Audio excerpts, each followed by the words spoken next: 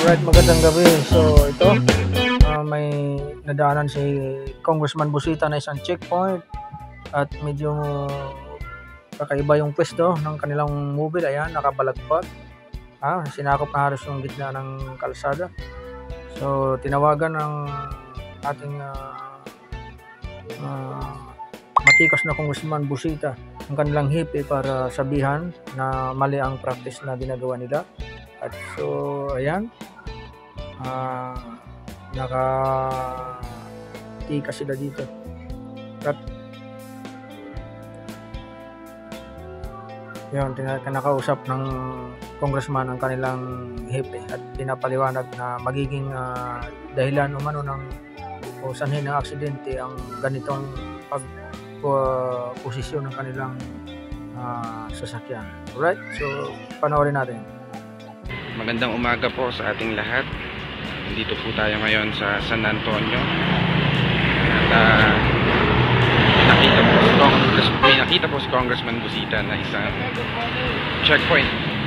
At napansin po niya na nakabalandra po itong sasakyan ng ating PNP personnel.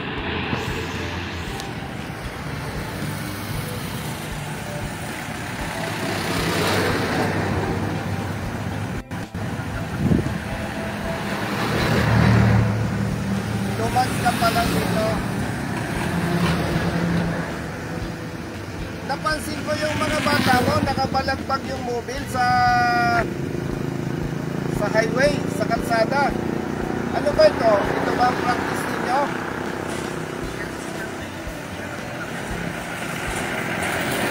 Ano kayo kanina? Tama ito.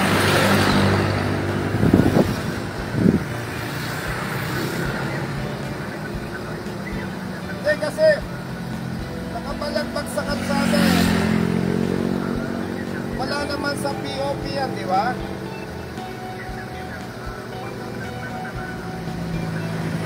Kaya kita tinawagan kasi nga pwede pang maging dahilan ng aksidente dito eh.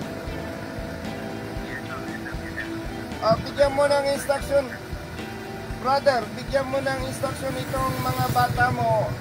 Magandang umaga po para sa lahat ng mga nakapasok ng salat. Umaga, may napansin po si Congressman sa kalsada o hindi? Nakabalagbag na mobile dito sa bayan ng San Antonio. Agad po ito ang tinigilan. At pinausap na ang mga PNP personnel na naka-duty sa dyan. Huwag ka na. Oo, i-correct natin. And by the way, Hepe, for your information, naka-live video ito para yung ibang police na ganito rin ang practice ay ma-correct natin. Oo. Hindi bale.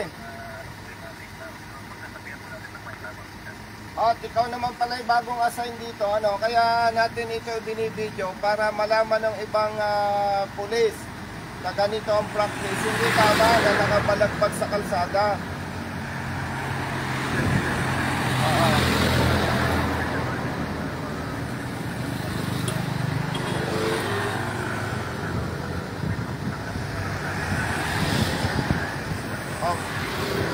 With respect sa iyo, bigyan mo na instruction itong tao mo. Ayusin, huwag nakabalagpag. Ito na, ito. Okay, sige, good luck at congrats ha. Okay, sige, magkita ulit tayo sa ibang araw.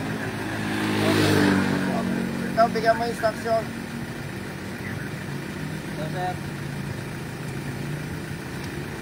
Hanap na kayong dalawa.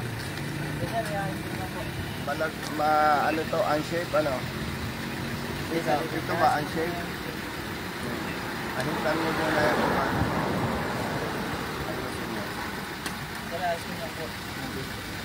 Ayusin mo. Hindi ka pa marunong mag-shave.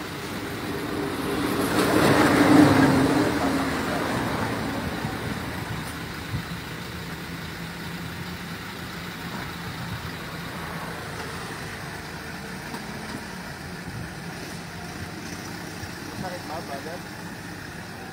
Sakit? masakit, hindi pasensya ka, ano, unsafe na.